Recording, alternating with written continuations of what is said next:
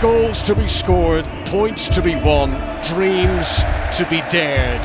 እንደምን ያላችሁ የተወደዳችሁ የማንቸስተር ሲቲንና የአርሰናልን ጨዋታ በተመለከተ በጨዋታው ላይ ምን ልናይ እንችላለን የሚለውን የበለጠ ቴክኒካል የሆነውን ነጥብ በጥቂት ለማንሳት ሞክራለሁ። ያው ከዚህ በፊት በሬዲዮ ፕሮግራማችን ላይ ከናሬቲቭ አንጻር የጨዋታው ክብደት ለሁለቱ ቡድኖችስ ምን ማለት ነው፣ ለማንቸስተር ሲቲ ለአርሰናል ምን ማለት ነው የሚለውን ለማንሳት ነበር የሞከርነው። ግን ሜዳ ውስጥ ምን ሊሆን ይችላል የሚለውን ለማንሳት ነው ያሰብኩት። እንግዲህ አርሰናል በማንቸስተር ሲቲ ሜዳ በኤቲሃድ ላለፈው 10 ዓመት ጨዋታ አላሸነፈም። አርሰን ቬንገር የአርሰናል አሰልጣኝ፣ ማኑኤል ፔሌግሪኒ የማንቸስተር ሲቲ አሰልጣኝ በነበሩበት ጊዜ በ2015 ነው ለመጨረሻ ጊዜ በኤቲሃድ ስቴዲየም አርሰናል ያሸነፈው።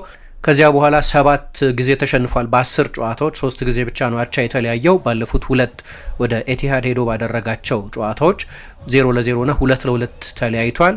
ከዛ በተጨማሪ ግን 1 ጊዜ ብቻ ነው አቻ የተለያየው እንጂ የተቀሩት 7ቱ በሽንፈት የተቋጩ ናቸው። ስለዚህ በዚህ ስቴዲየም ብዙም በለስ አይቀናውም። ሚኬል አርቴታም ቢሆን አንድ ምናልባት በአሰልጣኝነቱ ላይ ልናነሳ ከሚገቡ ጥያቄዎች መካከል አንደኛው የአርሰናል አሰልጣኝ ከሆነበት ጊዜ ጀምሮ እንግዲህ የዋንጫ ተፎካካሪ ካደረገው በኋላ አርሰናልን ወደ አንፊልድ እና ወደ ኤቲሃድ ሄዶ የሊግ ጨዋታ አላሸነፈም። እነዚህን 2 ስቴዲየሞች መጠቅሰው ልክ ነው። በስታንፎርድ ብሪጅ አሸንፏል፣ በኦልትራፎርድ አሸንፏል፣ በትልልቅ ስቴዲየሞች አሸንፏል። በአውሮፓ ውድድርም እንደ ሳንቲያጎ ቤርናቤዩ ባሉ ትልልቅ ስቴዲየሞች አሸንፏል። ግን ኤቲሃድንና አንፊልድን መጠቅስበት ምክንያት በመጀመሪያዎቹ 2 ለዋንጫ በተፎካከረባቸው ዓመታት ከማንቸስተር ሲቲ ጋር ነበር የተፎካከረው።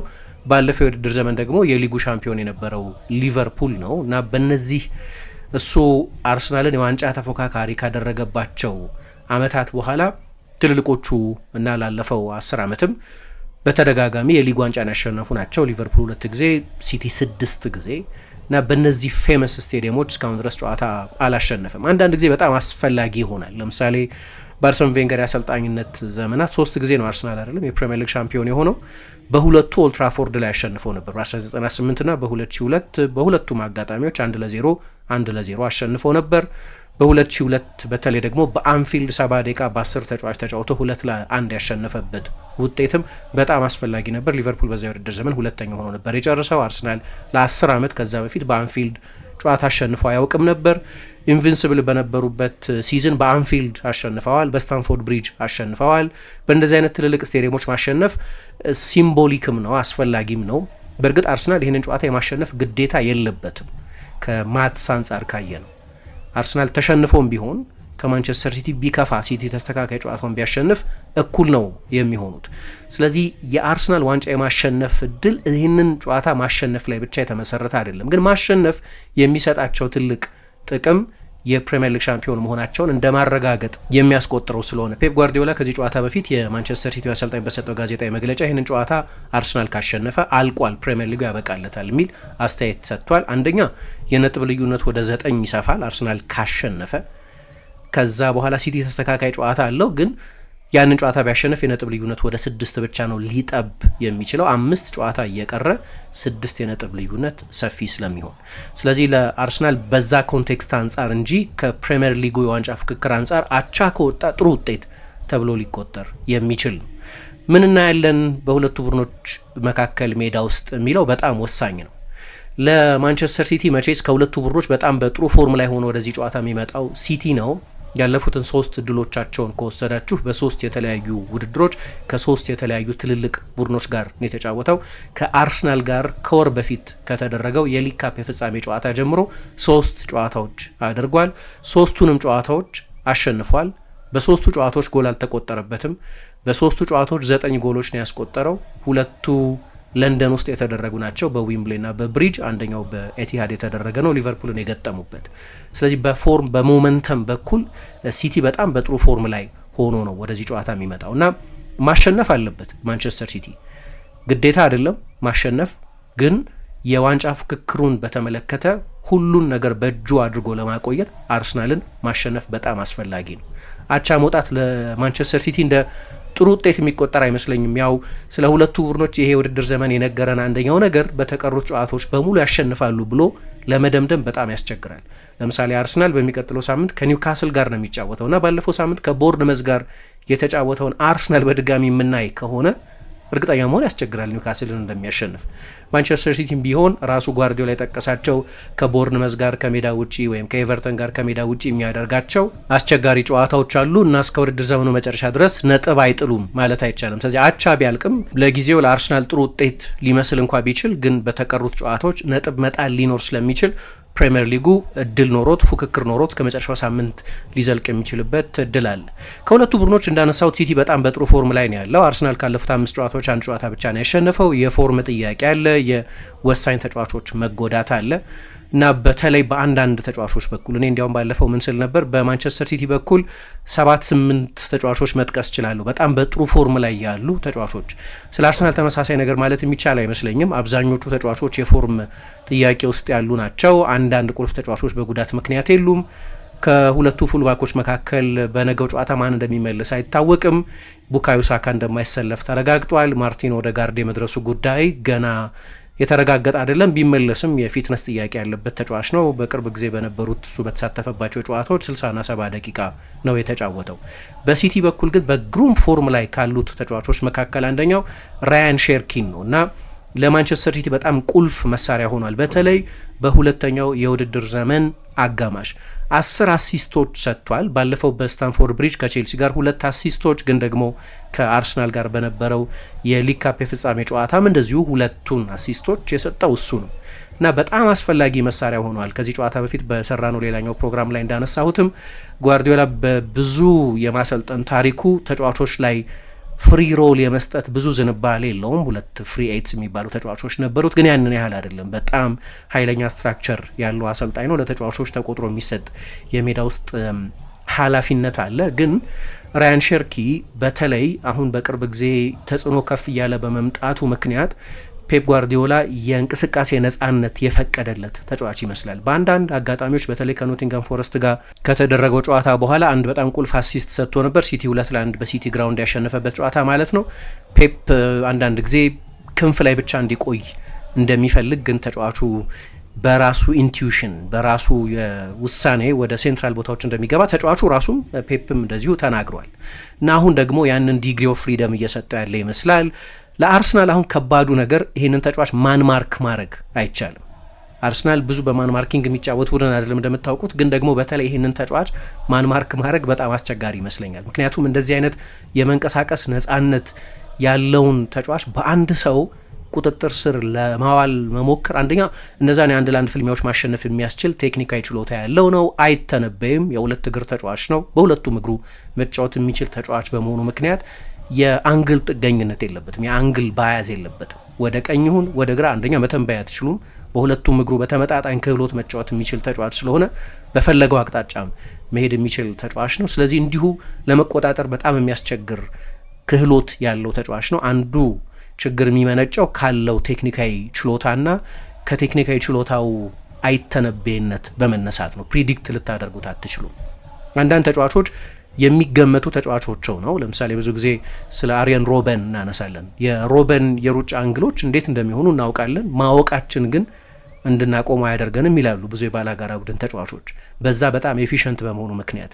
ሜሲንም ካያችሁት የበለጠ ክራፍት ያለው ተጫዋች ነው ሊዮኔል ሜሲ። ግን ብዙ ጊዜ የሜሲን ሙቭመንቶች ካያችኋቸው ተመሳሳይ ናቸው። የሜሲን ሙቭመንት ማወቅ ግን እሱን ለማቆም አይጠቅምም። ምክንያቱም ያንን ሲያደርግ በጣም በላቀ የጥራት ደረጃ ስለሆነ የሚያደርገው እንደ ሮበን ዋን ዳይሜንሽናል ተጫዋች አይደለም። ኦብቪየስሊ ግን ተመሳሳይ ሙቮች አሉት። 900 ጎል ሲያስቆጥር ብዙ ተመሳሳይ ሙቭመንት፣ ተመሳሳይ የሩጫ አንግሎች፣ ተመሳሳይ የድሪብል ሂደቶች ያሏቸውን ጎሎች ታገኛላችሁ። በቂ ኤቪደንስ፣ በቂ ማስረጃ፣ በቂ ሪፈረንስ አለ ሜሲ እንዴት እንደሚጫወት ለማወቅ። ግን ምንም አይጠቅምም።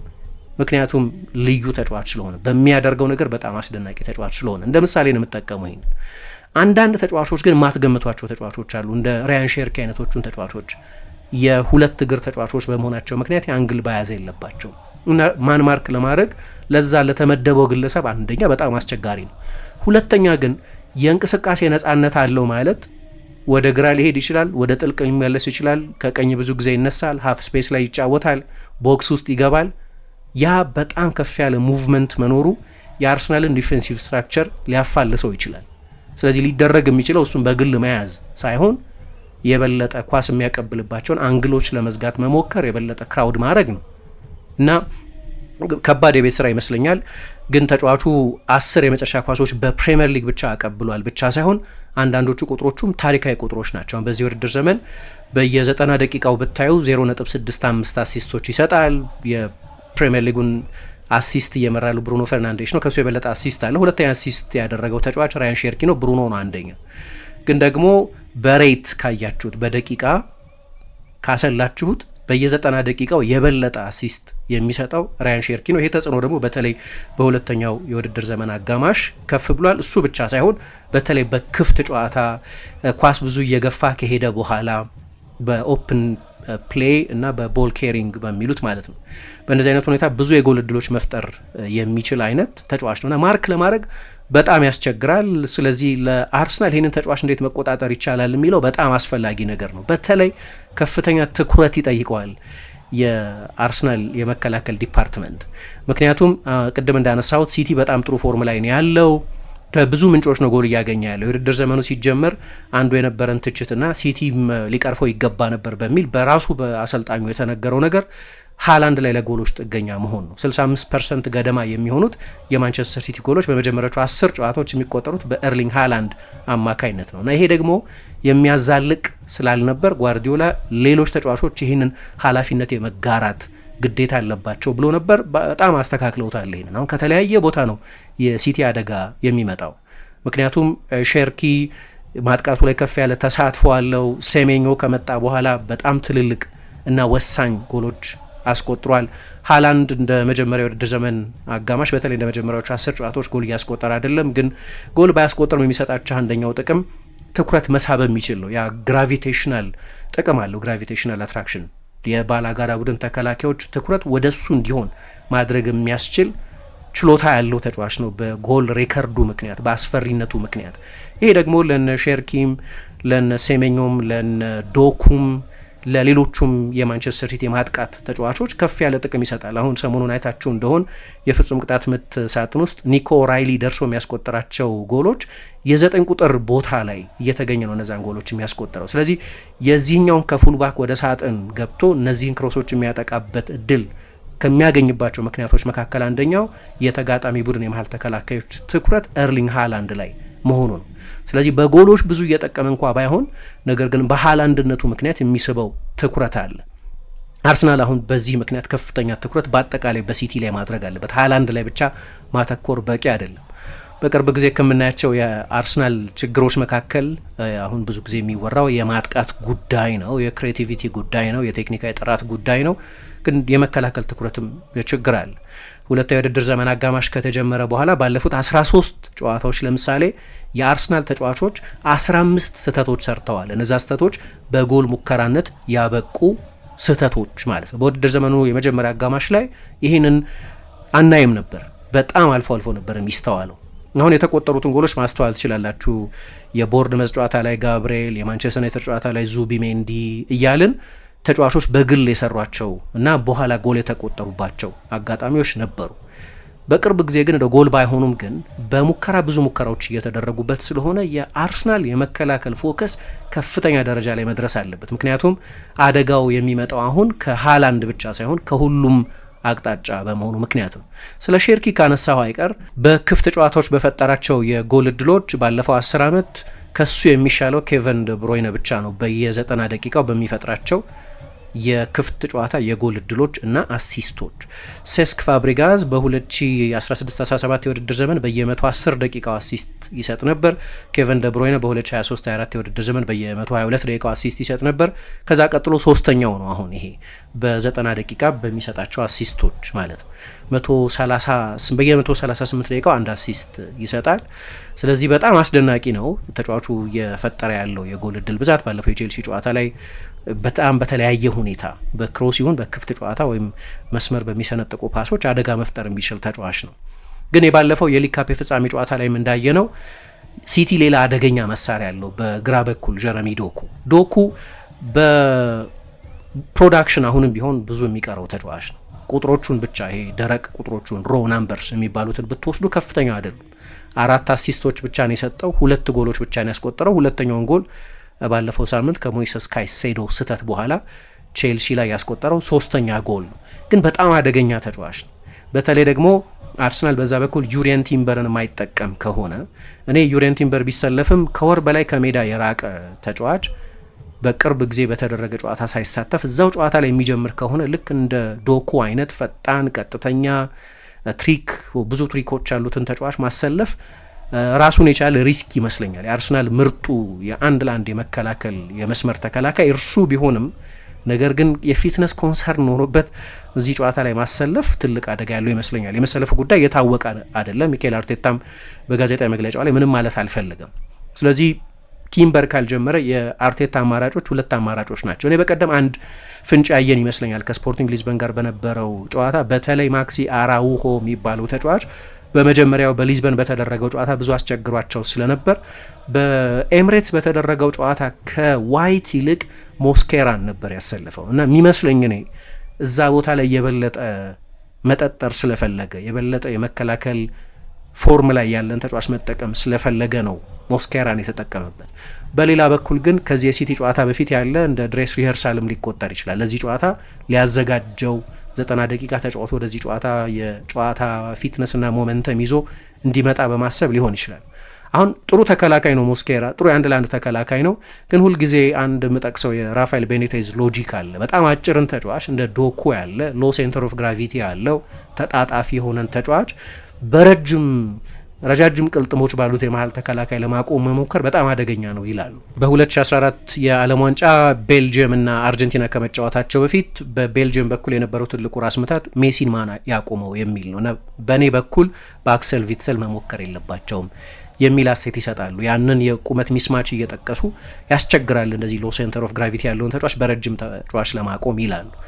አንድ ስጋት እሱ ነው። ግን ዋይትም ቢሰለፍ ተመሳሳይ ስጋት አለ። ዋይት በፊት ጥሩ ነበር በአንድ ለአንድ መከላከል፣ ግን ከጉዳት ከመጣ በኋላ በተለይ በቅርብ ሳምንታት የሚሰራቸውን ስህተቶች ስታዩ የሳውዛምተን ጨዋታ ላይ ዛው የሲቲ ጨዋታ ላይ ባለፈው የቦርንመዝ ጨዋታ ላይ የስፖርቲንግ ሊዝበን የመጀመሪያው ጨዋታ ላይ በተለይ የመጀመሪያዎቹ 10-15 ደቂቃዎች ውስጥ ተቸግሮ ስለነበር ዋይትንም ማሰለፍ ራሱን የቻለ ከባድ ሪስክ ነው። ዶኩ የፕሪሚየር ሊጉ ቁጥር 1 ድሪብለር ነው።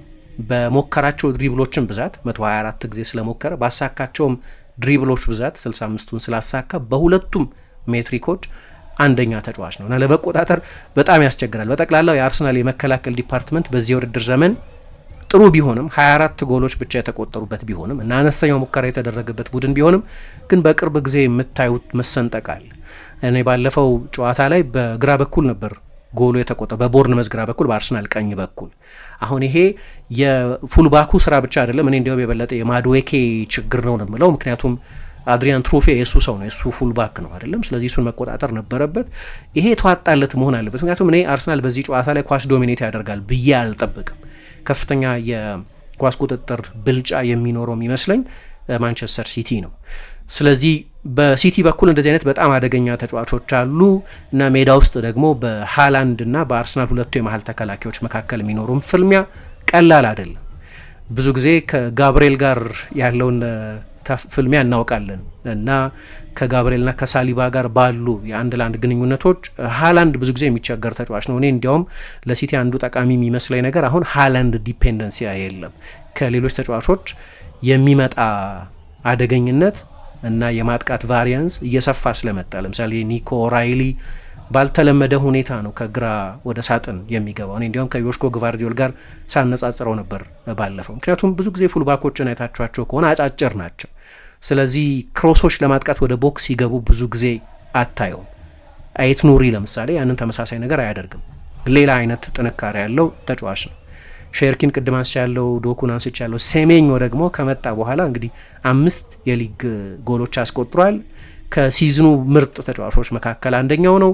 ስለዚህ ሃላንድ ላይ ብቻ ማተኮር አደገኛ ነው። ግን የቡድኑ ደግሞ ትልቁ ጎል አስቆጣሪ እሱ ስለሆነ እና ከዚህ በፊትም ብዙ የምናውቃቸው ታሪኮች አሉ አይደለም። ከአርሰናል ጋር ከ2-2 በተጠናቀቀው ያለፈው የውድድር ዘመን ጨዋታ ፍጻሜ ልክ ሁለተኛው ጎል ሲቆጠር ጋብርኤልን በኳስ ሲመታው ጨዋታው ካለቀ በኋላ አርቴታን ሄዶ ስቴ ሃምብል ሲለው፣ በመልሱ ጨዋታ ደግሞ ማይልስ ሉዊስ ስኬሊ በእርግጥ ሃላንድ ጎል አስቆጥሯል፣ ግን አርሰናል 5-1 ሲያሸንፍ የሃላንድን የደስታ አገላለጽ ኮፒ ለማድረግ ሲሞክር ያንን የሜዲቴሽን የደስታ አገላለጽ ኮፒ ሲያደርግ ትንሽ ባድ ብለዳል። በኤምሬትስ በተደረገውና 1-1 በተጠናቀቀውም ጨዋታ ጎል አስቆጥሯል። አርሰናል ላይ ትልልቅ ጎሎች አስቆጥሯል፣ በተለይ በመጀመሪያው ወደ ሲቲ በመጣበት ሲዝን። ከዛ በኋላ ደግሞ አርሰናል ተጫዋቹን የተቆጣጠረባቸው አጋጣሚዎች ነበሩ። ይሄ ሁለቱ ሴንተር ባኮች ላይ ያለ ከባድ ኃላፊነት ይመስለኛል። የቅርብ ጊዜ የሊግ ካፕ ጨዋታ የሚያስተምረንስ ነገር ምንድን ነው? በማንቸስተር ሲቲ በኩል እንደምታውቁት ጓርዲዮላ ከትልልቅ ጨዋታዎች በፊት አንዳንድ ጊዜ ሰዎች ኦቨርቲንኪንግ የሚሉት ነገር አለ አይደለም፣ ኦቨርቲንክ ያደርጋል ብለው ሲተቹት እንሰማለን። መቼስ ብዙ ጊዜ ሲሰራ እናያለን። ያልሰራባቸው ትልልቅ ሞመንቶች ነበሩ፣ የቻምፒየንስ ሊግ ፍጻሜን ጨምሮ። ግን ከትልልቅ ጨዋታዎች በፊት ወይ የሰው ወይም የታክቲክ ሰርፕራይዝ ይዞ እንደሚመጣ እናውቃለን። አሁን በዛ ከአርሰናል ጋር በተደረገው የካራባው ካፕ የፍጻሜ ጨዋታ አድርጎት የማያውቀው ነገር ባይሆንም ግን በዛ ጨዋታ ላይ ያደረገው ፕሬሲንግ እንበለው የአርሰናልን የቅብብል አንግል ብሎክ ማድረግ እንበለው እንዴት እንደሆነ አላቅም፣ ግን በአራት ተጫዋቾች የአርሰናልን ሴንትራል ፕሮግሬሽን ብሎክ አድርጎ ነበር እና ትልቅ ሰርፕራይዝ ነበር። አራቱን ተጫዋቾች ዶኩን፣ ሴሜኞን፣ ሃላንድን፣ ሼርኪን የአርሰናል ግብ ጠባቂና ሁለቱ የመሃል ተከላካዮች ከራሳቸው የመጀመሪያ 20-25 ሜትር በላይ ፕሮግረስ እንዳያደርጉ ብሎክ ነው ያደረጉት። ለዚህ ነው ሰዎች ፕሬሲንግ ወይም ነን ፕሬሲንግ ብለው የሚገልጹት። ፕሬሲንግ ነው እንዳትሉት ፉል ፍሌጅ ፕሬሲንግ አይደለም፣ ዞን ነው ብሎክ ያደረጉት እና ለዛ አርሰናል ምንም መፍትሄ ማግኘት አልቻለም። ፔፕ እንዲያውም በውድድር ዘመኑ መጨረሻ አካባቢ እንደምታውቁት ሁልጊዜ መጨረሻዎቹ 3-4 ወራት ላይ ቡድኑ ፒክ እንዲያደርግ ተብሎ መዘጋጀቱ ብቻ አይደለም፣ ፊዚካሊ ፔፕ ለሁለታዊ የውድድር ዘመን አጋማሽ የሚጠቀምባቸው ታክቲካዊ ፎርሙላዎች አሉ። በብዙ አጋጣሚዎች ያየናቸው። ለምሳሌ ትሬብል ባሳኩበት የውድድር ዘመን ትዝ ይላችሁ እንደሆን ኦልሞስት ከፌብሩዋሪ በኋላ ነው በ3-2-2-3 የሚድፊልድ ቦክስ መጫወት የጀመረው፣ በአራት ሴንተር ባኮች መጫወት የጀመረው፣ ኬቨን ደብሮይነን ለሃላንድ የበለጠ አስጠግቶ እንደ ሁለተኛ አጥቂ መጠቀም የጀመረው እንዲህ አይነት ኢንትረስቲንግ፣ ወይም ጆን ስቶንስን ሁለቱን ኃላፊነቶች በቅይጥ እንዲወጣ ያደረገው ሴንተር ባክ እና ኳስ ቡድኑ በሚይዝበት ጊዜ ደግሞ ሁለተኛ ፒቮት ከሮድሪ አጠገብ የሚጫወት ተጫዋች ያደረገው። እናም ሁልጊዜ ወደ ሲዝኑ መጨረሻ አካባቢ የሆነ ፎርሙላ ያገኛል። ከዛ በተከታታይ ሲጠቀሙበት ታያላችሁ እና እዛ የአርሰናል ጨዋታ ላይ ያንን በአራት ተጫዋቾች በዞን ፕሬስ ማድረግና ብሎክ ማድረግ ቅይጥ ከተጠቀመ በኋላ ቀጥሎ በመጡ ጨዋታዎችን በተመሳሳይ አድርጎታል። ያው ፕሪሚየር ሊግ አንድ አዝማሚያ ያለው በተለይ ፕሬሲንግን በተመለከተ የማንቱማን ማርኪንግ ዘመን ነው። ለዚህ ነው በቀደመው ጊዜ እንደነበረው አይነት ጥርት ያለ ቢልዳፕ ማየት ያቆም ነው። ክሊን ቢልዳፕ የሚባለው ነገር የለም። ፔፕ ግን ወደ ሌላ መንገድ ነው ሄደው ዞናል ፕሬሲንግ ሊባል የሚችል አይነት ግን ዞንን ነው እንጂ ሰውን አይደለም ፕሬስ ያደረጉት። ተለይቶ የፕሬሲንግ ትሪገር ሆኖ ኢላማ የተደረገ የአርሰናል ተጫዋች የለም። ለምሳሌ አንዳንድ ቡድኖች ምን ያደርጋሉ? ከሁለቱ የመሃል ተከላካዮች መካከል ለምሳሌ በአርሰናል ምሳሌ ከሁለቱ መካከል ቴክኒካዊ እጥረት ያለበት በጫና መሃል የኳስ ቅብብል ስህተት ሊሰራ የሚችለው ጋብርኤል ነው አይደለም። ስለዚህ የአርሰናል ቢልዳፕ በጋብርኤል በኩል እንዲሆን ሌሎቹን የቅብብል መስመሮች በመዝጋት ከዛ በኋላ ጋብርኤልን ታርጌት በማድረግ ፕሬስ ሊደረግ ይችላል። አሁን ይሄ ታርጌትድ ፕሬሲንግ ይባላል። የሆነ ሊሳሳት ይችላል ተብሎ የሚታሰብን ተጫዋች ለይቶ ፕሬስ ማድረግ ማለት ነው። ብዙ ጊዜ እናያለን ይሄንን። እንደዛ የተደረገ የአርሰናል ተጫዋች ለምሳሌ አልነበረም። አንዳንድ ጊዜ ለምሳሌ ግብ ጠባቂው ከኋላ እየተጫወተ የመውጣት ችግር ካለበት ግብ ጠባቂውን ፕሬስ ታደርጉታላችሁ። ግብ ጠባቂውን ፕሬስ ታደርጉታላችሁ ማለት በረጅም እንዲወጣ ታስገድዱታላችሁ ማለት ነው። ለምሳሌ እዛ ጨዋታ ላይ ኬፓ ፕሬስ አልተደረገም። እንደዚህ ተለይቶ ፕሬስ የተደረገ ተጫዋች አልነበርም። የተደረገው ነገር የአርሰናል ሁለቱ የመሃል ተከላካዮችና ግብ ጠባቂው ፕሬስ አልተደረጉም፣ ግን ከዛ መውጫ የላቸው። አራቱ ተጫዋቾች ያንን መውጫ ወደ ፉልባኮቹም ወደ ሁለቱ ስድስቶችም ኳስ እንዳይሄድ ብሎክ ማድረግ ማለት ነው።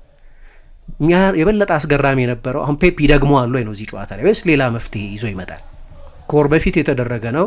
አርሰናል ያንን ጨዋታ ደጋግሞ እንደሚያጠና መገመት ትችላላችሁ። በዚህኛው ጨዋታ ላይ ለሚኖሩ ታክቲካዊ ዝግጅቶች በጣም ትልቅ ሪፈረንስ የሚሆን ነው። ፔፕ ይደግመዋል ወይ አርሰናል ፊገር አውት ያደርገዋል ብሎ ገምቶ ሌላ መፍትሄ ነው ይዞ የሚመጣው ወይስ በዚሁ መንገድ ይጫወታል? ምክንያቱም ከዛ በኋላ በነበሩት ሁለት ጨዋታዎችም ይዞት ቀጠል። አይታችሁ እንደሆነ ከቼልሲ ጋር በነበረው ጨዋታ ባለፈው ሳምንት፣ ከሊቨርፑል ጋር በነበረው ጨዋታ ከሁለት ሳምንት በፊት ይህንኑ መንገድ ተከትሏል፣ ቀጥሎበታል።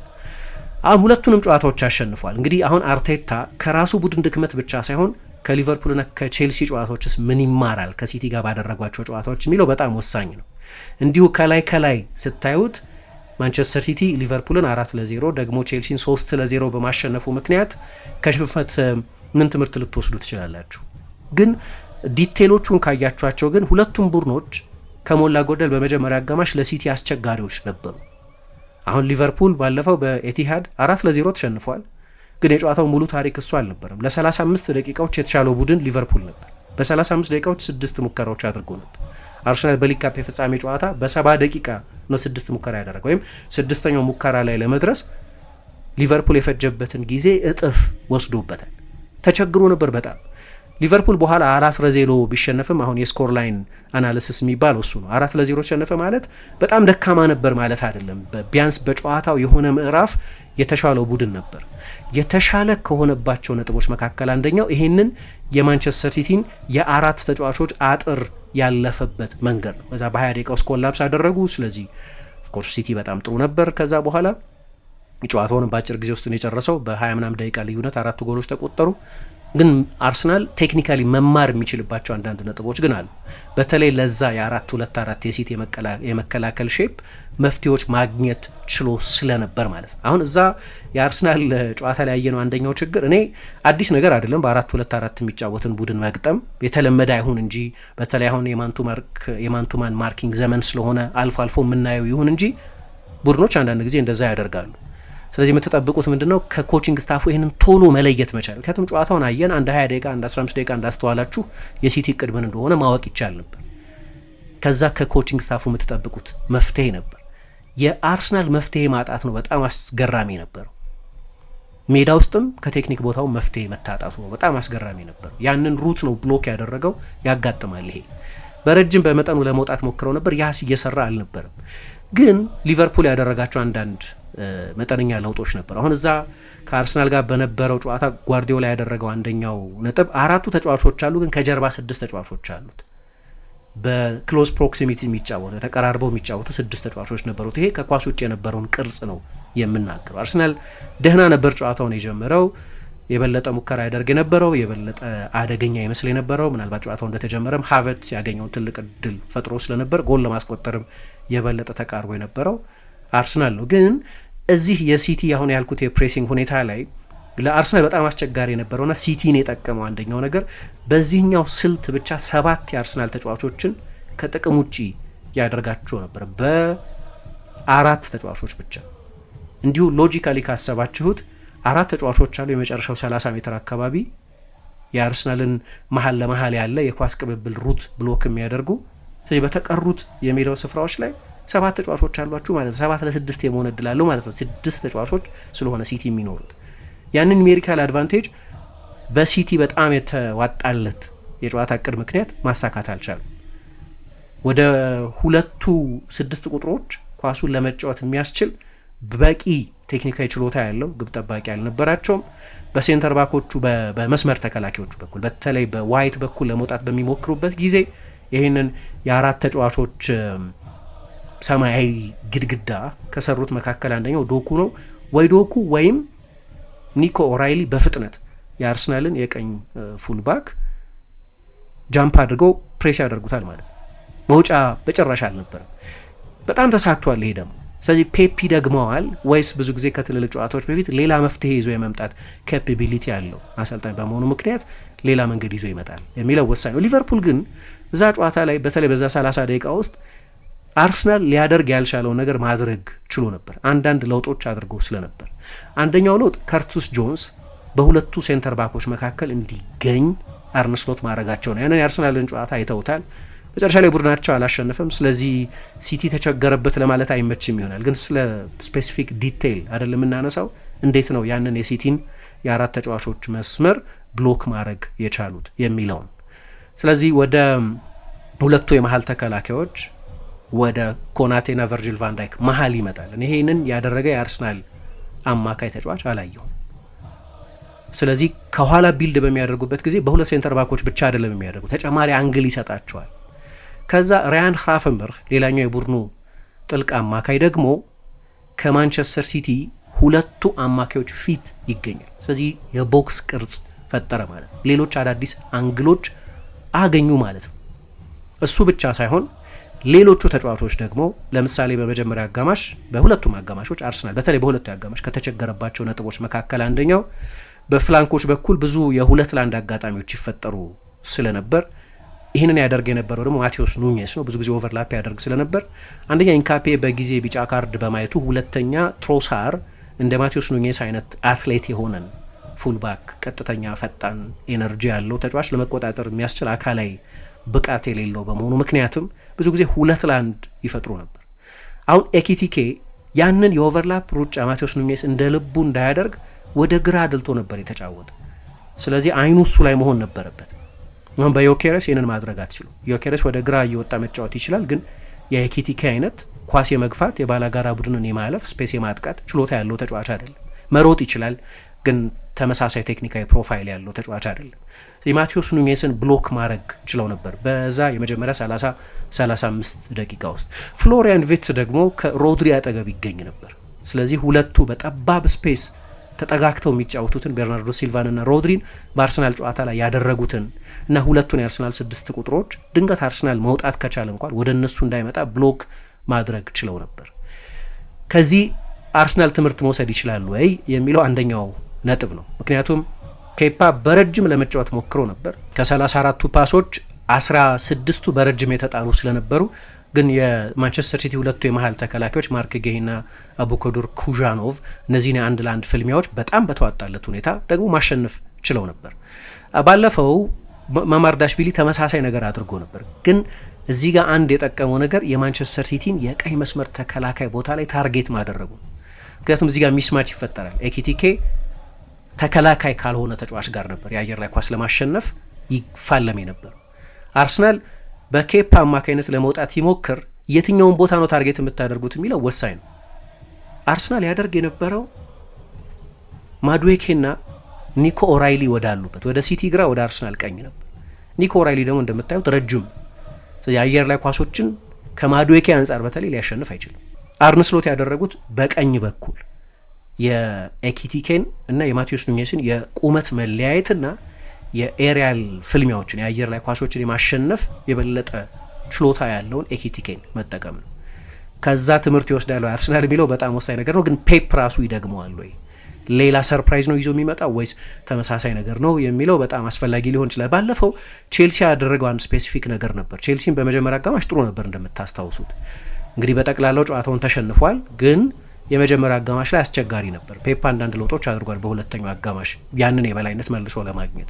ግን በተለይ ይህንን የማንቸስተር ሲቲን የአራት ተጫዋቾች ብሎክ የማድረግ ወደ ሴንትራል ፕሮግሬሽን ኳሱ እንዳይመጣ የመከልከልን ሁኔታ የበለጠ ድሮፕ የሚያደርገውን አጥቂ በመጠቀም አሁን እዛ ላይ ቅድም የሊቨርፑል አማካዮች ያደረጉትን ነገር ነው ያነሳሁት። ራፈንበርግ የበለጠ ሴንትራል ቦታ ላይ ግን ደግሞ ከርትስ ጆንስ በጣም ጠለቅ ብሎ ከሁለቱ የመሀል ተከላካዮች ኳስ ይቀበል ነበር አልኩኝ። ይህን ለማድረግ የሞከሩት በአማካዮቻቸው ሊያም ሮሲኛ እና ቼልሲ ግን ለማድረግ የሞከሩት ለምሳሌ በተመሳሳይ ከአርሰናል ጋር በነበረው መንገድ እንዳደረገው ነው ለማድረግ ሞክሮ የነበረው።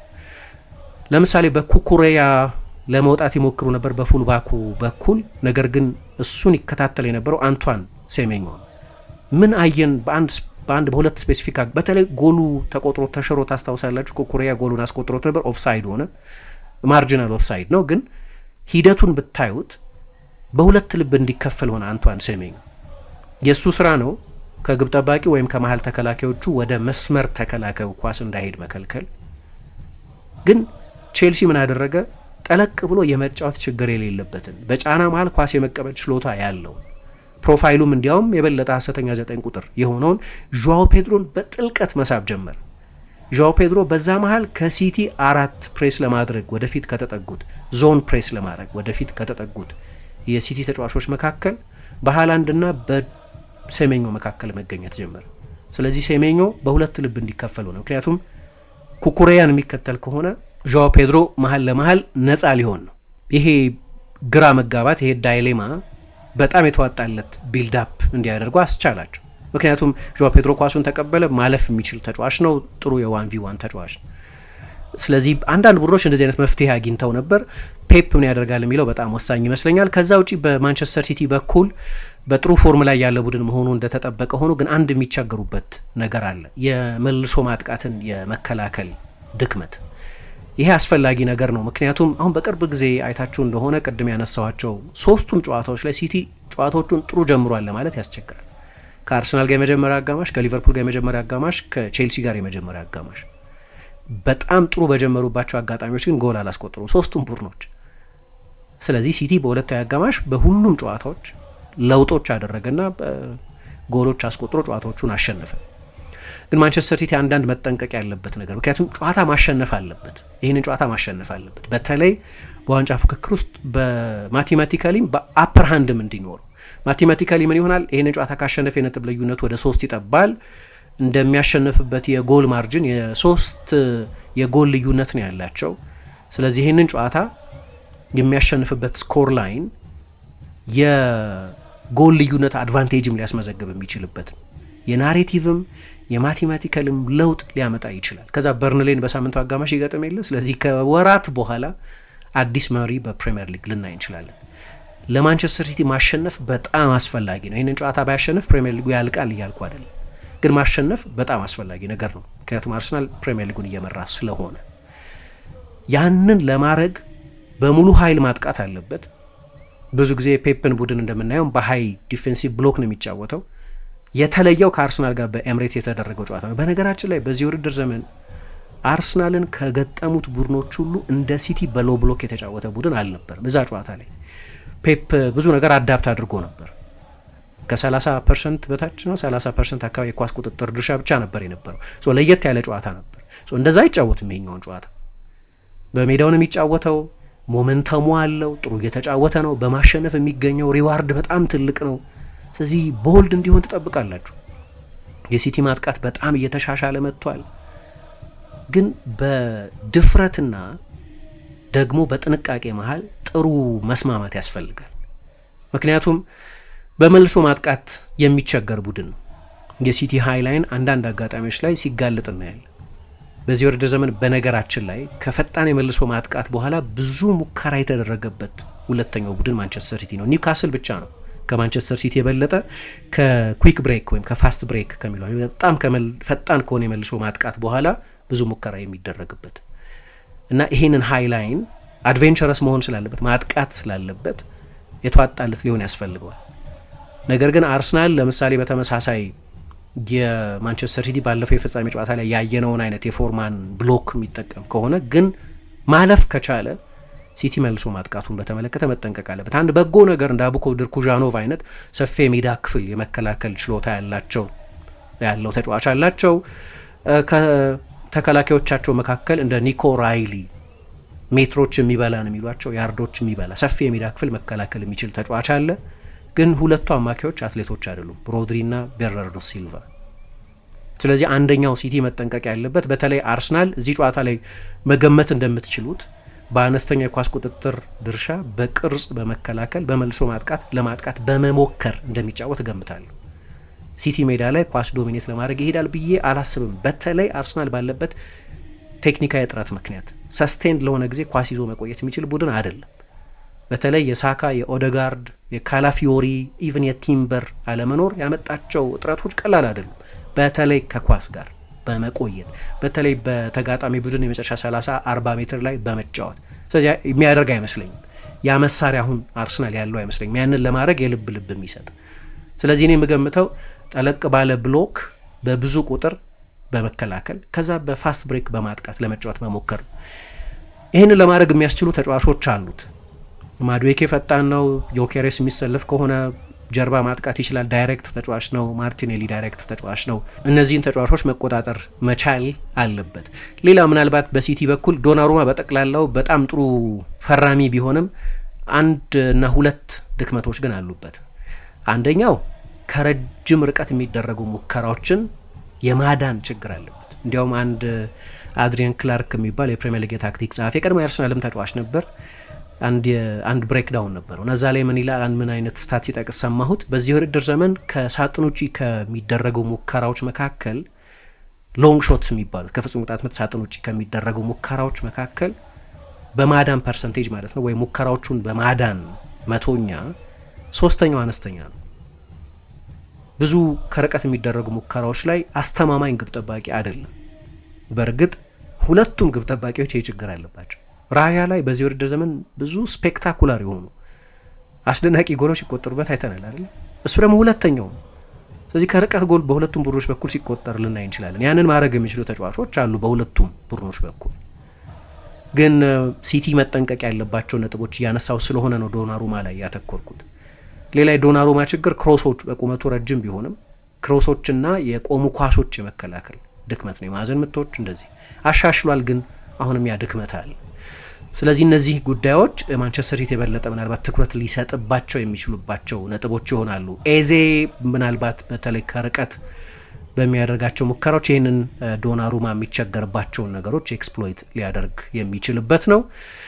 ይህ አንድ የበለጠ ሲቲ ላይ ትኩረት ያደረግኩበት ነጥብ ነው። ግን በአርሰናል በኩል ሚኬል አርቴታ በዚህ ውድድር ዘመን ከነዛ ዝውውሮችም በኋላ መፍትሄ ያላገኘለት አንደኛው ነገር መረዳት የሚያስፈልገው የአርሰናል የዝውውር ዓላማ ብዙ የመጀመሪያ ተሰላፊ ተጫዋቾችን ማምጣት አልነበርም። የበለጠ የቡድን ስብስብ ጥልቀትን ከጥራት ጋር መጨመር ነበር። ስለዚህ ፈራሚዎቹ ምናልባት ከኤዜ በስተቀር ስታር ኳሊቲ ለማለት ያስቸግራል። ያው ዮኬሬስ ላይ ብዙ ኤክስፔክቴሽን ነበር፣ ግን ጥርጣሬም ነበር። ከፖርቱጋል ስለነበር የመጣው በፖርቱጋል ያለውን የጎል ማስቆጠር ሪካርድ በእንግሊዝ ይደግመዋል ወይ የሚለው በተለይ ሌሎች ተጫዋቾች መጥተው ወደ እንግሊዝ ከፖርቱጋል የተቸገሩ ተጫዋቾች ስለነበሩ በቅርብ ጊዜ በሊቨርፑል ሲጫወት ያየነውን ዳርዊን ኑኔዝን ጨምሮ ብዙ ምሳሌዎች አሉ። የተቸገሩ ተጫዋቾች ከጥርጣሬ ጋር ነው የመጣው።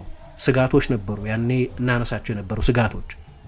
ግን ደግሞ በዚህ ውድድር ዘመን ሚኬል አርቴታ 2026 ከገባ በኋላ 13 የሊግ ጨዋታዎች አድርጎ 11 የተለያዩ የማጥቃት አራት ተጫዋቾችን የተጠቀሙ ሴትልድ የሆነ አይደለም። አሁን ማንቸስተር ሲቲ በተመለከተ ሼርኪ ይጀምራል፣ ሃላንድ ይጀምራል፣ ዶኩ ይጀምራል፣ ሴሜኞ ይጀምራል። ብዙዎቹ ጨዋታዎች ላይ ግልጽ ነው። ለሆነ ታክቲካል ሰርፕራይዝ ብሎ አንዱን ተጫዋች ካልለወጠ በስተቀር ግልጽ ነው እና አብረው በተጫወቱ ቁጥር ኬሚስትሪው የበለጠ እየተብላላ እየሰራ መጥቷል። በቅርብ ጊዜም ቅድም ያነሳሁት አይነት ጥንካሬ አለው። ሚኬል አርቴታ በጉዳቶቹ ምክንያት በተለይ ይህንኑ ነገር ሰስቴን ማድረግ አልቻለም። ሃቨርትዝ 2561 ደቂቃ፣ ኦደጋርድ 1802 ደቂቃ፣ ቡካዮ ሳካ 878 ደቂቃ፣ ኤዜ 1422 ደቂቃ እና ሚኬል ሜሪኖ 1879 ደቂቃ የፕሪሚየር ሊግ ደቂቃ ብቻ አልፏቸዋል በጉዳት ምክንያት። ስለዚህ አማራጮች ያሉት ቢመስልም ነገር ግን እነዚህን አማራጮች አንድ ላይ ማሰለፍ የሚችልበት እድል አላገኝም።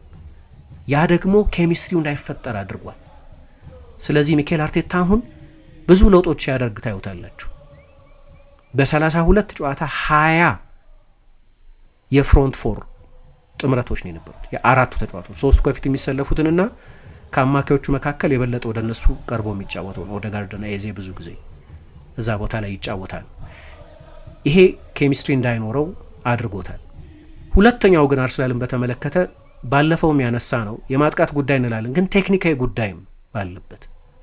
በቅርብ ጊዜ የሚታይ የመከላከል ድክመትም አለ። ጎሎች እንደ ውድድር ዘመን የመጀመሪያዎቹ 20 ጨዋታዎች ላይ ቡድኑ ጥብቅ አይደለም። የግል ስተት ይሰራል፣ የሼፕ ስተት አለ።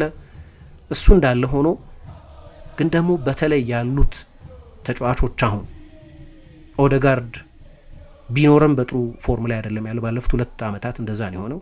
ሳካ በዚህ ውድድር ዘመን ወርዷል። ግን እነዚህ ሁለት ተጫዋቾች በላይኛው የሜዳ ክፍል ለመጫወት የሚያስችሉ ተጫዋቾች ናቸው። እንዲያውም ባለፈው ከስፖርቲንግ ሊዝበን በፊት የነበረው ጨዋታ ላይ የሰራሁት አንድ ፕሮግራም ላይ ምን ል ነበር? ቡካዮ ሳካ በየጨዋታው 10 የኳስ ሪሴፕሽኖች አሉት። ኳስ ይዞ በላይኛው የሜዳ ክፍል መቆየት የሚችል ተጫዋች ነው። እንደ ማድዌኬ አይነት ተጫዋች አይደለም። ማድዌኬ ራሱ ጥንካሬ ያለው፣ ለምሳሌ አሁን በዚህ ውድድር ዘመን በአንድ ለአንድ ስጋት በመፍጠር በጣም አደገኛ ተጫዋች ነው። ፕሮዳክቲቭ አይደለም፣ ፍሬት በመፍጠር ስጋት በመፍጠር ከሳካም የበለጠ ነው በዚህ ዓመት። ግን ሳካ ከኳስ ጋር ማረፍ ይሰጣቸዋል። ምክንያቱም የፕሌይሜከርና የክንፍ ተጫዋች ቅይጥ ስለሆነ የለም እሱ። ስለዚህ አርሰናል እንዴት ያደርጋል የሚለው አስፈላጊ ነገር ነው። ግን ለምሳሌ አርሰናል በቅርብ ጊዜ እየተቸገረ ካለባቸው ነጥቦች መካከል አንደኛው ማድዌኬን፣ ጋብሪኤል ማርቲኔሊን፣ ቪክቶር ዮኬሬስን አንድ ላይ በሚያሰልፍበት ጊዜ ሶስቱም ሯጮች ናቸው ላለው ተመሳሳይ ናቸው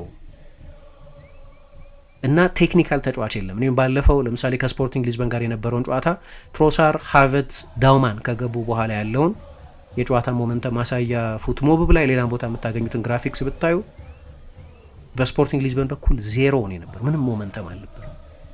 ምንድነው የሚሰጡት እነዚህ የማጥቃት አደገኝነትን ማርክድሊ ላይ ጨምሩ ይችላሉ። ግን አርሰናል ፕሬሸር ሪሊቭ የሚያደርግበትን ከጫና የሚተነፍስበትን እድል መስጠት ይችላል። ግን ደግሞ ይሄኛው ጨዋታ በመልሶ ማጥቃትን የሚጠይቅ ነው። ሲቲ ብዙ ሪስክ ይወስዳል፣ በሃይላይን ይጫወታል። ስለዚህ የትኛውን ኮምቢኔሽን ነው የምትፈጥሩት? ተመሳሳይ 3 ተጫዋቾች አንድ ላይ የምታሰልፉት ወይስ ሌላ ተጫዋች? አሁን እዚህ ጋር የካይ ሃቨርትዝ መሰለፍ በጣም አስፈላጊ የሚመስለው ለዚህ ነው።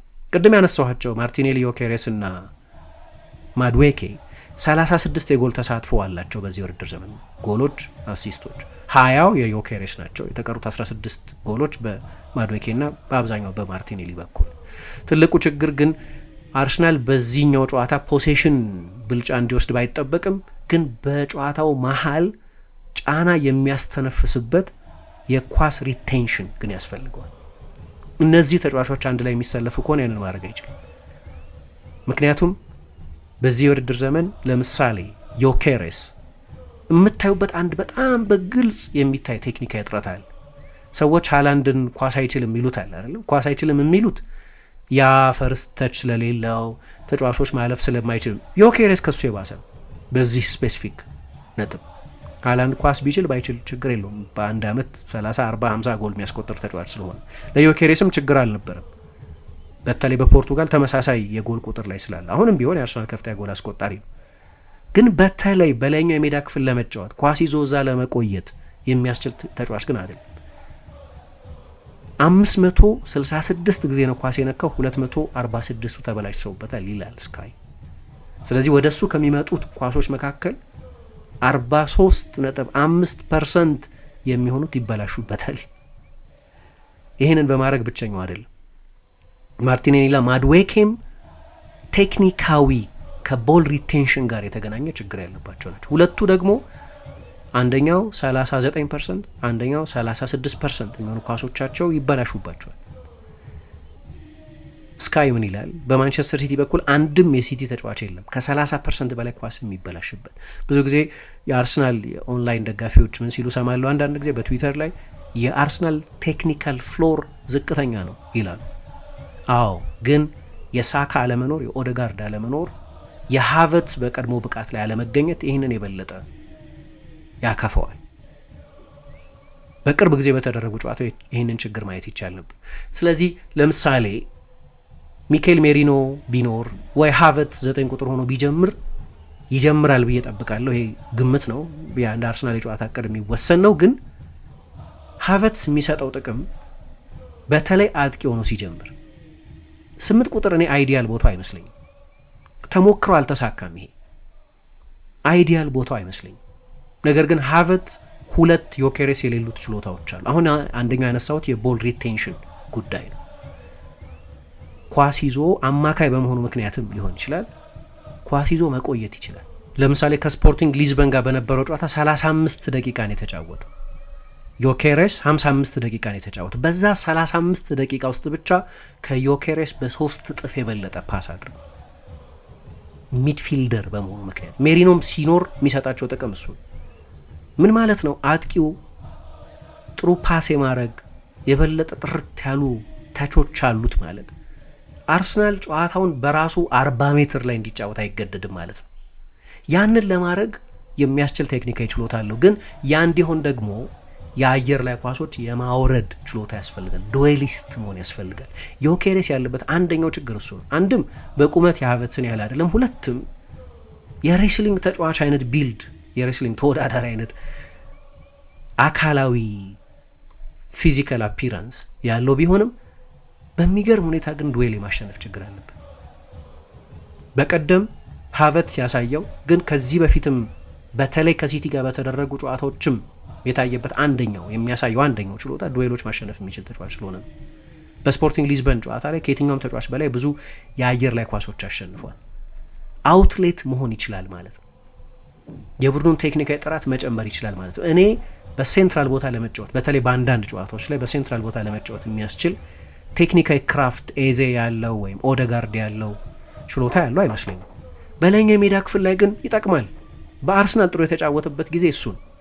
ይሄ ደግሞ እንዴት የጨዋታ መልክ እንደሚቀይር የምታውቁት፣ ጨዋታው ቀዝቃዛ አሰልች የነበረም ቢሆን ሁለት አይነት ባህሪ ግን ነበረው ከለውጦቹ በፊትና በኋላ። ከለውጦቹ በኋላ የበለጠ ቴክኒካል ተጫዋቾች ካስገባ በኋላ ከብራይተን ጨዋታ በኋላ እንዳነሳው ታስታውሳለሁ። ተመሳሳዩን ነገር ሯጮች አስወጥቶ ቴክኒካዊ ተጫዋቾች ነበር ያስገባው እዛ ጨዋታ ላይ ከብራይተን ጋር በነበረ 1-0 ለመከላከል እየሞከረ ነው። ማጥቃቱን ብዙ አላሻሻሉትም። መከላከሉን ግን የመከላከል ስፔሻሊስቶች ናቸው አንላቸው አንዳቸውንም ተጫዋቾች፣ ሁሉም የማጥቃት ተጫዋቾች ናቸው። አርሰናል የሚከላከልበትን ቦታ ግን መወሰን ይችላሉ። እላይ መከላከል ይችላሉ፣ በተጋጣሚ ቡድን የሜዳ አጋማሽ መከላከል ይችላሉ። ምክንያቱም ኳስ ይዘው መቆየት ስለሚችሉ እዛ ሃቨርትዝ፣ ዳውመን፣ ጄሱስ እና ትሮሳር ናቸው የስፖርቲንግ ሊዝበን ጨዋታ ላይ ተቀይሮ የገቡት ተጫዋቾች። ከዛ በኋላ ስፖርቲንግ ሊዝበን ለ27 ደቂቃ ጎል የማስቆጠር ግዴታ ያለበት ቡድን ሙከራ ማድረግ አልቻለም። ለምን? እንደ ማዱዌኬ እንደ ዮኬሬስ እና እንደ ማርቲኔሊ ኳስ ቶሎ ቶሎ የሚበላሽባቸው ለመልሶ ማጥቃት የሚያጋልጧችሁ ተጫዋቾች ባለመሆናቸው ምክንያት ስፖርቲንግ ቶሎ ወደ አርሰናል ሜዳ መምጣት አልቻለም። 89% የሚሆን የእነዚህ አራት ተጫዋቾች ቅብብል የተሳካ ነበር። 89%። ቅድም የአርሰናል ሌሎቹን የማጥቃት ተጫዋቾች ቴክኒካዊ እጥረት ሳነሳ ነበር። ከዚህ ጋር ማነጻጸር ነው እና ይሄ አስፈላጊ ነገር ነው። ሃቨርትዝ ባለፈው በኤምሬትስ በተደረገው ጨዋታ 5-1 አርሰናል ባሸነፈበት ጨዋታ የነበረውን ሚና ካስታወሳችሁ 2 ፓስ ብቻ ነው የተበላሸበት ከ28 ፓሶች መካከል። ሜዳ ውስጥ ከነበሩት ተጫዋቾች ሁሉ ከሁለቱም ቡድኖች መካከል ብዙ የአየር ላይ ኳሶች ዱዌሎች ያሸነፈው እሱ ነበር። እዛ አይነት ፊትነስ ላይ እዛ አይነት ፎርም ላይ አይደለም ያለው። ግን በዮኬሬስ አርሰናል የማያገኘው ነገር በሃቨርትዝ ማግኘት ይችላል። ከፕሮፋይል አንጻር፣ ከፎርም አንጻር አይደለም፣ ከፕሮፋይል አንጻር። እዚህ ጋር ትልቁ ጥያቄ ለመልሶ ማጥቃት የበለጠ የሚመቸው ተጫዋች ማን ነው የሚለውም ነው። እንግዲህ እኔ ቅድም እንዳልኩት ጥምረት ያስፈልጋል። ለምሳሌ ማዱዌኬን እና ማርቲኔሊን አንድ ላይ የሚያሰልፍ ከሆነ ሌላ ለየት ያለ ፕሮፋይል ያለው ተጫዋች ሃቨርትዝ ነው። ስለዚህ አንድ ላይ ኮምባይን ማድረግ ሊጠቅም ይችላል። ግን ለምሳሌ ትሮሳርን የሚያሰልፍ ከሆነ በግራ በኩል ምናልባት ዮኬሬስን ማሰለፍ የበለጠ ሊጠቅም ይችላል። ያንን ኮምቢኔሽን ማግኘት ያስፈልጋል። እንደምታውቁት በማርቲኔሊና በዮኬሬስ መካከልም ተመሳሳይ ተጫዋቾች ተመሳሳይ ቴንደንሲ ያላቸው ተጫዋቾች በመሆናቸው ምክንያት ብዙ እንደማይግባቡ ሜዳ ውስጥ ማለት ነው ከቴክኒካዊ መግባባት አንጻር ማለት ነው ማየት ይቻላል። ዮኬሬስ በሶስተኛ ሜዳ ክፍል ከስፖርቲንግ ሊዝበን ጋር በነበረው ጨዋታ 43% ብቻ የሚሆኑትን ፓሶቹን በትክክል ማሳካት የቻለው ከቦርንመዝ ጋር 46%፣ ማዱዌኬ 54%። ለዛ ነው ኳስ እዛ መያዝ የሚችል ተጫዋች የግድ ያስፈልጋቸዋል። የማዱዌኬ ቦታ ላይ ማዱዌኬ መሰለፉ በጣም አጠራጣሪ ቢሆንም በቀደም ተጎድቶ ስለወጣ ግን እሱም ቢሆን አርሰናል ላይ እንዳይቆይ ኳስ ይዞ በሲቲ የ30 ሜትር ላይ እንዳይቆይ እንቅፋት ይሆናል ባለው ቴክኒካዊ እጥረት ምክንያት ኳስ ይዞ ከቦል ሪቴንሽን አንጻር። ሳካ ለምሳሌ በመጨረሻው ከኤቨርተን ጋር በተደረገው ጨዋታ ላይ በፕሪሚየር ሊጉ ጨዋታ ማለት ነው 73% የሚሆኑት ፓሶቹ በመጨረሻው የሜዳ ክፍል የተሳኩ ነበሩ እና እቺ ቴክኒካዊ ጥራት በጣም ታስፈልጋለች። ከዛ ውጪ ሲቲ በቅርብ ጊዜ በጣም እየተሻሻለ ነው፣ በግልጽ ማየት ይቻላል። ያ የሃላንድ ጥገኝነት ቀርቷል። በተለይ በቅርብ እየተደረጉ ባሉ ጨዋታዎች በመጀመሪያዎቹ በመጀመሪያዎቹ 10 ጨዋታዎች ላይ 65% ጎሎችን ያስቆጠረ የነበረው እሱ። ይሄ ነው ስጋቴ ነበር። አንድ ፕሮግራም ሁሉ ሰርቼ ነበር። የሃላንድ ዲፔንደንሲያ አለ ወይ? ፔፕም ሃላንድ ጎሎች አስቆጥሮ ቡድኑ ካሸነፈ በኋላም በሚዲያዎች ላይ ወጥቶ ይናገር ነበር፣ ፕሬስ ኮንፈረንሶች ላይ ይናገር ነበር። ከሌሎች ተጫዋቾች ጎሎች ማግኘት አለብን ይል ነበር። ያንን እያገኘ ነው። አሁን ለማነጻጸሪያነት እጠቀምበታለሁ። ቀጥለው በመጡት 10 ጨዋታዎች ሲቲ ከሚያስቆጥራቸው ጎሎች የሃላንድ ድርሻ ወደ 25% ወረደ። በቁጥርም ገልጿል። ወደ 25% ወረደ። መጀመሪያ 65% ነበር በመጀመሪያዎቹ 10 ጨዋታዎች ከአንደኛው እስከ 10ኛው ሳምንት። ከዛ ከ11ኛው እስከ 20ኛው ሳምንት ባለው ግን ወደ 25% ዝቅ አለ። አሁን ባለፉት 11 ጨዋታዎች ደግሞ ወደ 16% ነው የወረደው። 3 ጎል ብቻ ነው ያስቆጠረው። የመጀመሪያውንና የመጨረሻዎቹን 11 እና 10 ጨዋታዎች ለይታችሁ ካያችሁ ሲቲ ከዛ የሃላንድ ዲፔንደንሲ እየተላቀቀ ነው። አሁን ሃላንድ አይጠቅምም ማለት አይደለም፣ በጣም ይጠቅማል። በተለይ በሚስበው አቴንሽን ምክንያት በጣም ይጠቅማል። ግን ለጎል ዲፔንደንት አይደሉም። ሌሎች ተጫዋቾች ይህን ማድረግ ጀምረዋል። በተመሳሳይ ባለፉት 11 ጨዋታዎች ሰሜኛው 5 ጎሎች አስቆጥሯል። ኒኮ ኦራይሊ 3 ጎሎች አስቆጥሯል። ቤርናርዶ ሲልቫ 2 ጎሎች አስቆጥሯል። ጌሂ ጎል አስቆጥሯል።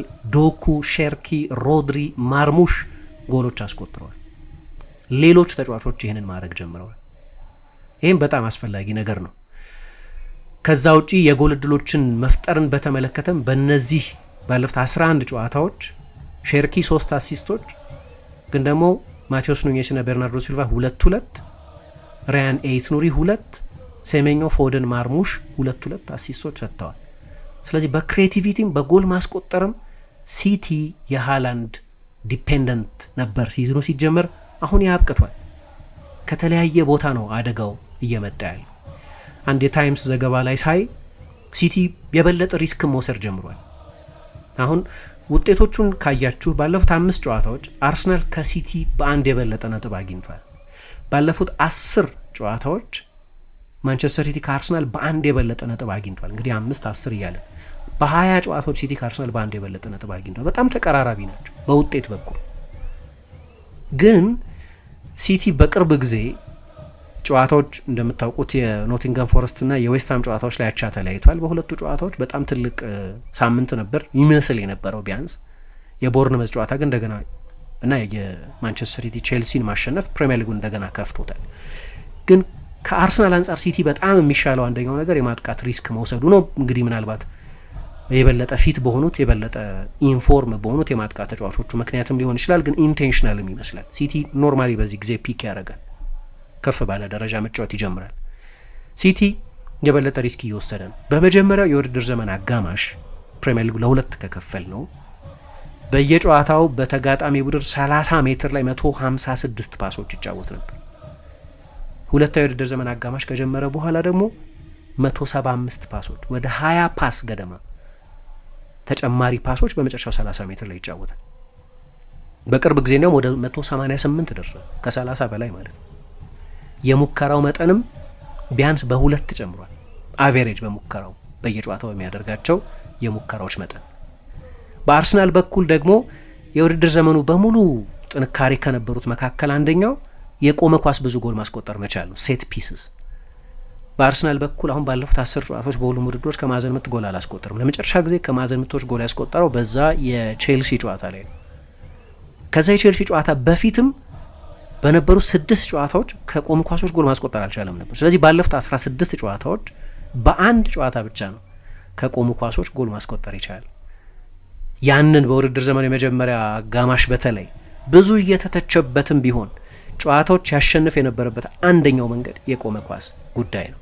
አሁን የቆመ ኳስ ጉዳይ የባላጋራ ቡድን የበለጠ የአርሰናልን የቆመ ኳስ የመከላከል ጥንካሬ መቋቋም በመቻል ምክንያት ይሁን ወይ የአርሰናል ኤግዚኪዩሽን በመቀነሱ ምክንያት ይሁን ያ ኢፌክቲቭነስ የለም። ምናልባት ያንን መልሶ ማግኘት ለአርሰናል በጣም አስፈላጊ ሊሆን ይችላል። ለምን? በክፍት ጨዋታ ቡድኑ ጎል የመፍጠር ድክመት አለበት። በሁለተኛው የውድድር ዘመን አጋማሽ በተለይ ይሄ የበለጠ ጎልቶ ታይቷል። ባለፈው ስለ አርሰናል ማጥቃት የሰራሁት ፕሮግራም በተለይ ይህንን በሚገባ ስፔሲፊክ በሆነ ነጥብ ላይ አንስቸው ነበር። በክፍት ጨዋታ ቡድኑ ጎል የማስቆጠር ችግር አለበት። ስለዚህ የቆመ ኳሱን ኃይል መልሶ ማግኘት አለበት። እንደዛ ከሆነ ሲቲ የቆመ ኳስ የመከላከል ዲስፕሊን ያስፈልገዋል። ይሄ ጨዋታ ብዙ ሊያስወሩ የሚችሉ ነጥቦች አሉት፣ ግን ከሞላ ጎደል በእኔ ግምት እነዚህ ነጥቦች ካነሳን በቂ ነው ብዬ አስባለሁ። እናንተ በጨዋታው ላይ ምን አይነት ታክቲካዊ ነጥቦችን እንድታዩ ትጠብቃላችሁ? የምትጠብቁት ትልቅ ሰርፕራይዝ አለ ወይ? እኔ በሁለቱም አሰልጣኞች በኩል ሰርፕራይዝ ባይ ብዙ የሚገርመኝ አይደለም። ለምሳሌ ጓርዲዮላ የማትጠብቁትን አንድ ተጫዋች ቤንች ሊያደርግ ይችላል ከስፔሲፊክ የጨዋታ ፕላን አንጻር። በአርሰናል በኩል ለምሳሌ ማርቲኔሊን አጥቂ አድርጎ መጀመር መጥፎ ሀሳብ አይመስለኝም። ለምን እንደሆነ አላቅም ሚኬል አርቴታ ማርቲኔሊን አጥቂ አድርጎ መጠቀም እንደማይፈልግም አይገባኝ። ምክንያቱም አንግል የሆኑ በጣም አደገኛ ሩጫዎች ያሉት ተጫዋች ነው። በተለይ በሃይ ላይን ከሚጫወት ቡድን ጋር ሰፊ ስፔስ ስለሚያገኝ፣ በመከላከል በኩል ያለው ዲስፕሊንም ጥሩ ነው። ከፊት ጀምሮ መከላከል ብትፈልጉ አንድ መንገድ ነው። በእርግጥ ሀቨት ስላለ ያስጀምረዋል ብዬ አልገምትም፣ ወይም ዮኬሬስም ስላለ ያስጀምረዋል ብዬ አልገምትም። ግን እንዲህ አይነት ሲዝኑን የሚወስን ነገር በመሆኑ ምክንያትና ሁለት የሚተዋወቁ አሰልጣኞች በመሆናቸው ምክንያት አንዱን ሰርፕራይዝ ለማድረግ አንኮንቬንሽናል የሆነ ውሳኔ ቢወስኑ ብዙ የሚገርመኝ አይደለም። የሲዝኑ ትልቁ ጨዋታ ነው። በአርሰናል ታሪክ በእኔ ግምት ባለፉት 22 ዓመታት ትልቁ የፕሪሚየር ሊግ ጨዋታ ነው። የአርሰናልን ታሪክ ዲፋይን የሚያደርግ ስለሆነ። ፔፕም ግን ከትልልቅ ጌሞች በፊት ሰርፕራይዝ ማድረግ የሚወድ አሰልጣኝ፣ ትልቅ ታክቲካል ብሬን እንዳለው ታውቃላችሁ መቼስ። ስለዚህ ፔፕም የባለፈውን የካራባኦ ካፕ ብሉፕሪንት ብቻ ይዞ ላይመጣ ይችላል። ምክንያቱም ሲቲ አርሰናል ለዛ የሲቲ ለአርሰናል ለሰጠው ፈተና መፍትሄ በአርሰናል በኩል ለመፈለግ ጥረት እንደሚደረግ ስለሚገምት ማለት ነው። እና ምን ትጠብቃላችሁ? የትኛው የአሰልጣኙ ፕላን ሊሰራ ይችላል? ጨዋታ ውስጥ ላይ ምን አይነት ኮንቴስት ትጠብቃላችሁ? በደስታ ኮሜንቶቻችሁን እቀበላለሁ። አመሰግናለሁ።